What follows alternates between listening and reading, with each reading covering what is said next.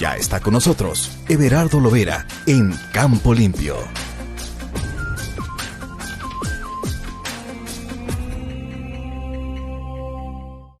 Como cada jueves, hacemos contacto vía telefónica hasta Atlacomulco, donde vive, con el ingeniero Everardo Lovera, quien me da mucho gusto saludar. ¿Cómo está? Buenas noches. Pues contento porque acaban de aparecer ya las nubes, don Guillermo. Buenas noches. Buenas noches. Parece que ya nos va a dar tregua el clima y pues nos tiene que llevar a la reflexión. Presas vacías o casi vacías, reducción en la dotación del agua potable cuando pues estamos en la época en que más se necesita. El campo, las parcelas, las plantas ya lo están sufriendo fuerte, pero parece que ya nos va a dar tregua y va a haber, si no grandes lluvias que se necesitan, pues cuando menos que le baje tantito el calor. Así es. Bueno, el tema de hoy es, ya desalojaron el aeropuerto de Culiacán los agricultores de Sinaloa y también pues quiero conocer su opinión acerca de lo que les recomendó a los agricultores protestantes el gobernador de Sinaloa en el sentido de que fueran con Gruma y con Minsa y otra empresa más que son las culpables de que no se les quiera pagar más precio el grano. Adelante. Sí, claro que sí, con mucho gusto.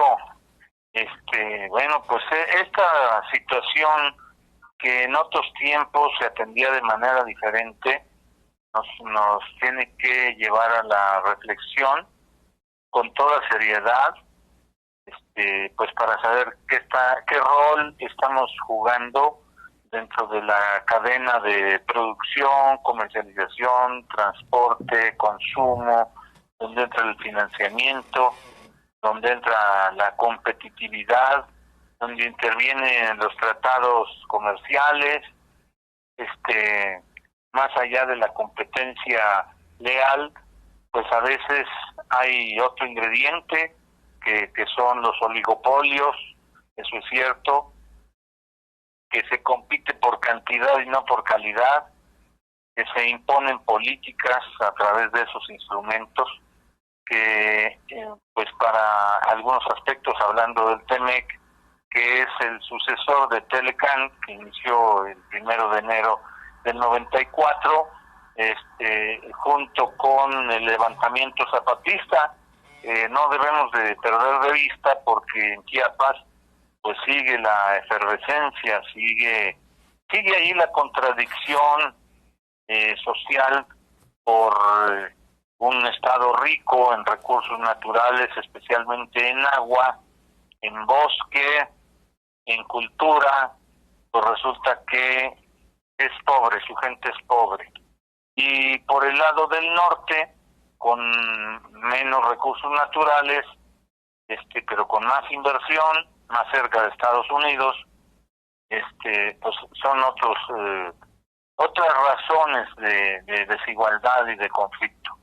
Pero bueno, decía yo, qué bueno que ya liberaron el día de hoy, por ahí de las 10 de la mañana, eso tengo entendido, liberaron el aeropuerto de Culiacán, porque bueno, pues los usuarios del aeropuerto son diversos, no, a lo mejor alguno es agricultor, pero pues no tendría por qué pues pagar las consecuencias de esta legítima protesta, porque a mí me parece que ese derecho también tiene que cuidar el no limitar o agredir otros derechos de otras personas. Entonces, qué bueno que ya se desalojó, qué bueno que el gobernador pues tuvo un gesto de apertura y de decir, bueno, pues los atendemos, vamos a dar un paso más en este esfuerzo por lograr una solución. Es una tremenda paradoja, don Guillermo, que cuando hay buena producción, cuando hay buenos productores, lo hemos dicho y lo repito ahora, cuando hay buena calidad de maíz blanco para consumo humano, con manos mexicanas, tierras mexicanas. Yo lo dije antes, creo que se cometió un error con el tema del PASIC, por querer disminuir los efectos negativos de la inflación, pues se abrió la frontera y entró no solamente maíz, entraron muchos artículos o muchos productos disque para combatir la inflación, pero pues hubo quien aprovecha eso. Y no somos los agricultores pequeños, no somos los comerciantes pequeños, son los grandes, son los que tienen la infraestructura, los que tienen el capital para hacer esos manejos, esas movilizaciones, porque requiere mucho dinero y estar en el lugar. Entonces, bueno, ya se cometió ese error, pues no hay que seguir cometiendo otros. ¿Qué es lo que surge de un momento de crisis, de paradoja entre una muy buena producción en un lugar lejano del sitio de consumo? Donde más se consume es en el centro del país y parte en el sureste, y donde está en este momento la producción es en el noroeste. Y en una buena época, pues, estar en mayo, junio, cuando se cosecha el ciclo de otoño-invierno. Qué bueno que tengamos esa posibilidad como país, que tengamos una producción escalonada, que aquí estamos cosechando entre noviembre y enero, y ellos cosechan entre mayo y junio. Eso es una condición natural muy favorable que pocos países tienen, y nosotros lo tenemos.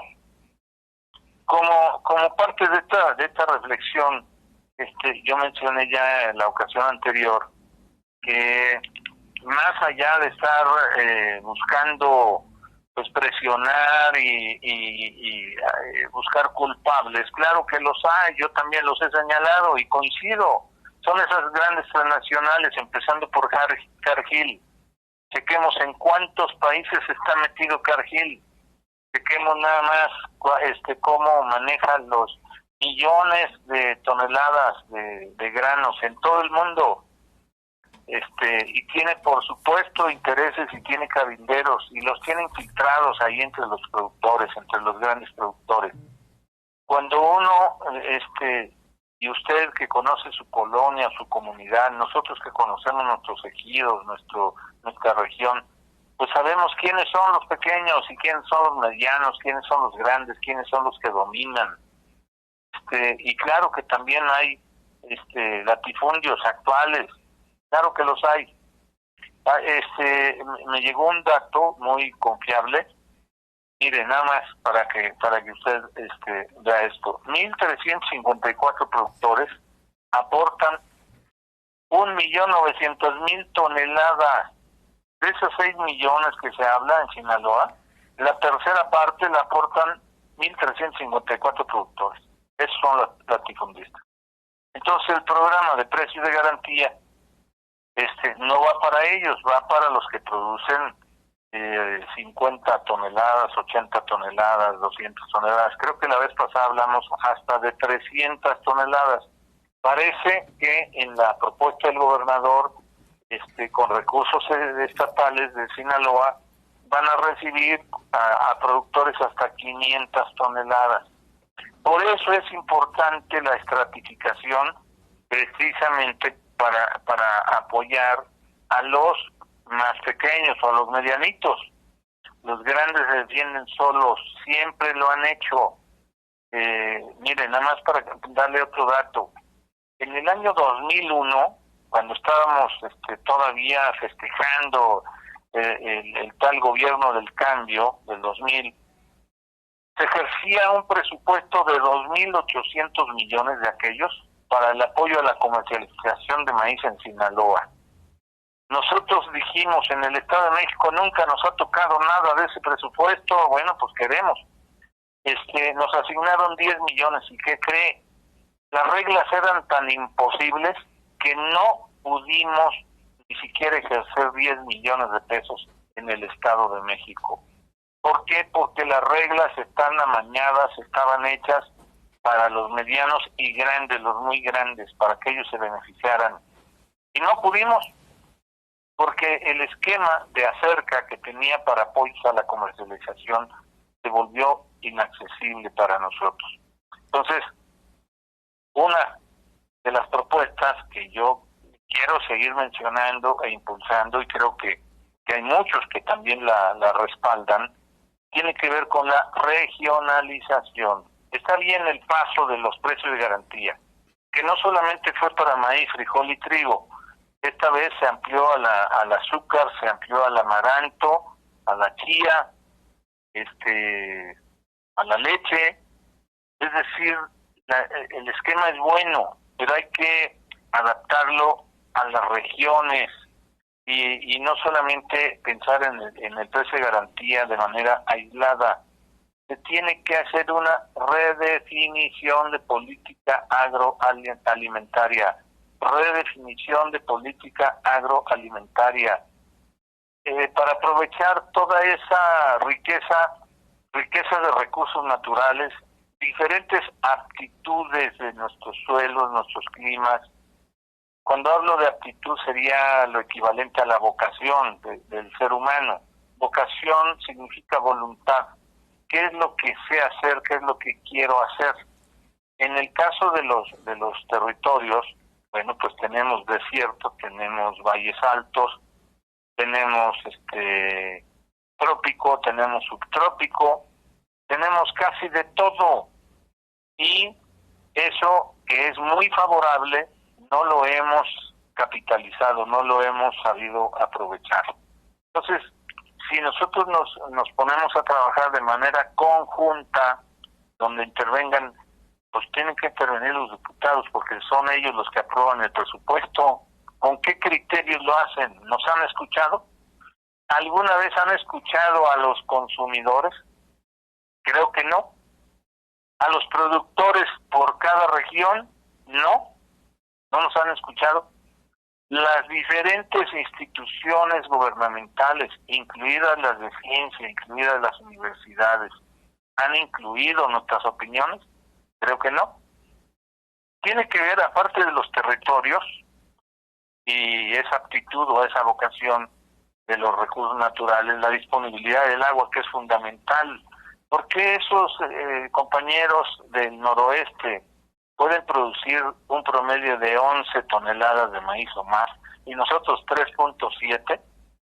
Porque toda esa producción de ellos es con riego, y en el caso de nosotros nos tenemos que ceñir al temporal. Es decir, ahorita todo nuestro maíz está sufriendo por la sequía actual. Eso no pasaría si tuviéramos el riego que ellos tienen. A eso me estoy refiriendo. Entonces, si además de definir los planes o las metas por región, ¿qué puedes producir Jalisco? ¿Qué puedes producir Veracruz? ¿Qué puedes producir Tamaulipas? ¿Qué puedes producir Estado de México? Fijemos condiciones para que tu cadena de producción, comercialización, consumo, no pierda, no se rompa, que nadie pierda. Que algunos en este momento están ganando mucho y otros están perdiendo, eso no puede ser, no puede seguir. Si además le agregamos que hay que elaborar este plan o estas metas de carácter nacional, sí, pero con base en las regiones, tenemos que hacer un plan de inversión a un horizonte de 50 años o más. Las grandes obras de infraestructura hidroagrícola son para que duren 500 años o más. Todavía hoy podemos ver presas, derivadoras, puentes de los tiempos de la colonia o tiempos de las haciendas, hace 200 años, 100 años, ahí están las obras.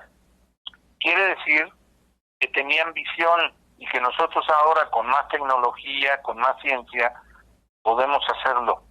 Cuando digo un horizonte de 50 o 100 años o más, estoy refiriendo a la infraestructura básica que incluye las parcelas, los caminos, los ríos, las carreteras, las bodegas, ¿Por qué ahorita hay un cuello de botella? Ahí porque no hay suficientes bodegas o su manejo no es ágil. La cosecha exige rapidez para que tenga eficiencia, para que no haya pérdidas. Es decir, después de que ya se produjo, ya está ahí en la parcela, hay que cosechar rápido, hay que embodegar o hay que transportar. Nosotros aquí por la altitud tenemos el beneficio de no ocupar ventilación o enfriar o secar la cosecha, porque nosotros podemos ya cosechar con el 14% o el 15% de humedad. Ellos tienen que cosechar con más humedad para no tener problemas de hongos, de aflatoxinas. Y luego lo meten a las secadoras o se van a las bodegas, sí, pero allá están a unos metros sobre el nivel del mar.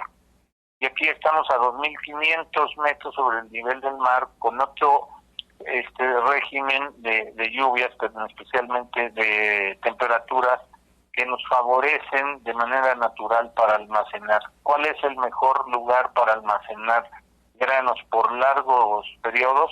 El centro del país. Entonces, las bodegas, ¿dónde deben estar? Pues en el centro del país. Claro, se hace fácil poner las bodegas cerquita del área de producción. Sí, momentáneamente, pero para periodos largos hay que transportarlo a las áreas altas, pero además es donde está concentrada la población y quienes son los destinatarios de ese producto, están los consumidores. Entonces, hablando de esta redefinición de política agroalimentaria, pues lo más difícil va a ser cómo desligarnos de Chicago. Tenemos que meterle ciencia, y yo digo, pues aquí entran los abogados, los economistas, cómo demostrar que el maíz que cotiza en Chicago, pues no es el maíz de nosotros, no es el maíz para consumo humano. Aquel es un maíz industrial o forrajero. Pues no podemos permitir que sigamos sometidos a ese esquema y que los industriales en México, que no siempre son mexicanos o no siempre son nacionalistas, aprovechen, saquen raja de eso. En esa parte estoy de acuerdo con el gobernador de Sinaloa. Señalar los responsables o los culpables de este momento de crisis, estoy de acuerdo. Ahora, el método, pues tiene que ser el diálogo, no el chantaje. Y la otra cosa que surge de este momento de crisis es por qué no podemos ser capaces de constituir la Bolsa Mexicana de Granos Básicos. Se invirtió mucho dinero en los tiempos de Acerca, que se tiraba y no se sabía en qué beneficiaba pues a la producción, a la productividad, a los precios. Alguien se beneficiaba. Y ahora, si nosotros logramos constituir la Bolsa Mexicana de Granos Básicos para lograr precios justos tanto al origen como al destino, ¿qué significa? Que el productor recupere lo que invierte y gane algo, lo que sea justo y razonable, y que el consumidor también reciba el producto a tiempo, de calidad, a precio justo.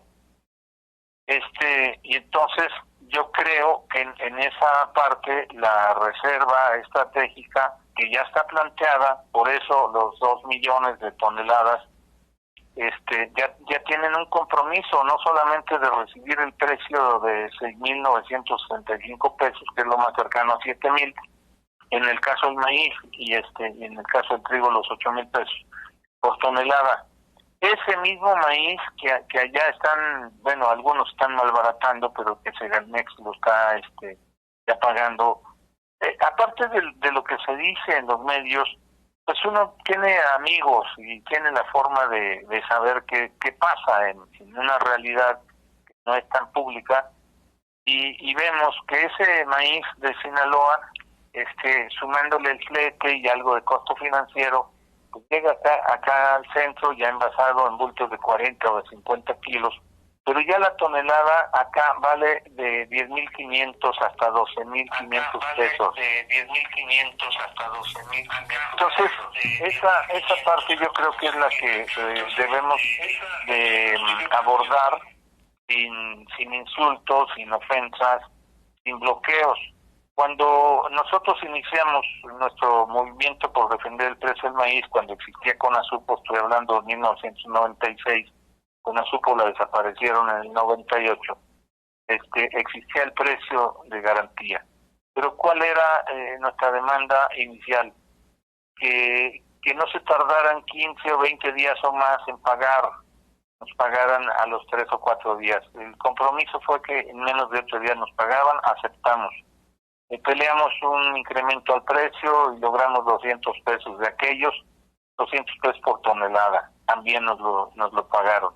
Es decir, sí hay vías de diálogo, de comparación, de discusión de nuestros argumentos. A ver, ¿cuáles son los costos? Esa es la parte que nos puede beneficiar en la regionalización. En Sinaloa tienen costos hasta de 70,000 pesos por hectárea y nosotros tenemos costos hasta de 30,000 pesos por hectárea. Es decir, si viéramos el costo por hectárea, ellos están más altos, sí, pero cuando vemos el rendimiento y el costo por tonelada, que al final de cuentas, cuando yo voy a comprar un kilo de tortillas, no me están diciendo de qué parcela vino y cuál era su costo, sino el kilo de tortilla. Entonces, tenemos que ingeniárnosla para encontrar un modelo, una fórmula que sea lo más justa para todos. En este caso no se trata solamente de defender a los productores, tenemos que lograr que el campo sea viable. Si le quitamos viabilidad al campo, vamos después a estar más dependientes de lo que estamos ahora. ¿Cómo ve, don Guillermo? Pues es buena la idea, aunque difícil de lograr. Pues sí, puede ser difícil, pero tenemos que entrarle, no es imposible. Es decir, cuando ya hay pláticas o como se dice, esto de la denuncia del TEMEC y las mesas, el panel, pues sí, para eso yo he propuesto, no es solamente una propuesta mía, es como de sentido común, que los científicos de varias instituciones que tenemos, pero debe ir ahí por delante el CONACYT, a ver, que luzca el CONACYT, que ponga sus mejores científicos, pues para debatir con la contraparte estadounidense, y definir qué tanto dañan los transgénicos a la salud humana a corto plazo, a largo plazo, al ambiente, a nuestras variedades, y poner un alto a la importación de transgénicos.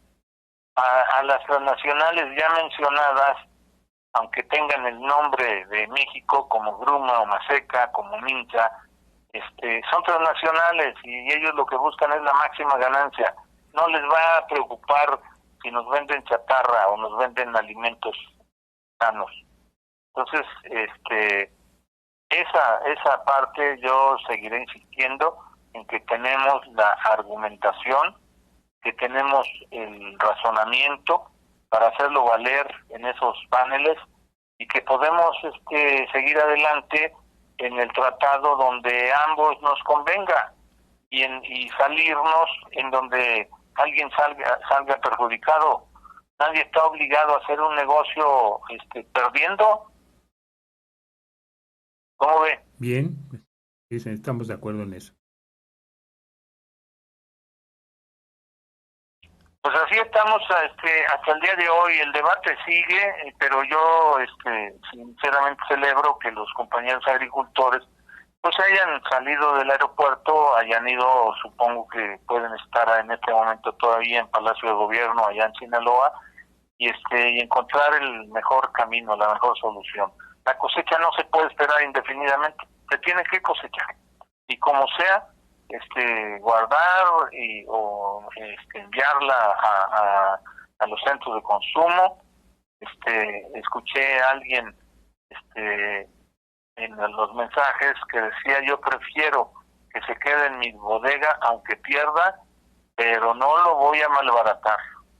Entonces yo comparto ese criterio porque ese perjuicio del productor no se convierte en un beneficio al consumidor de la tortilla. Alguien en medio se queda con esa ganancia indebida, creo yo. Bien, pues, ¿algo más? ¿Algo que quiera agregar?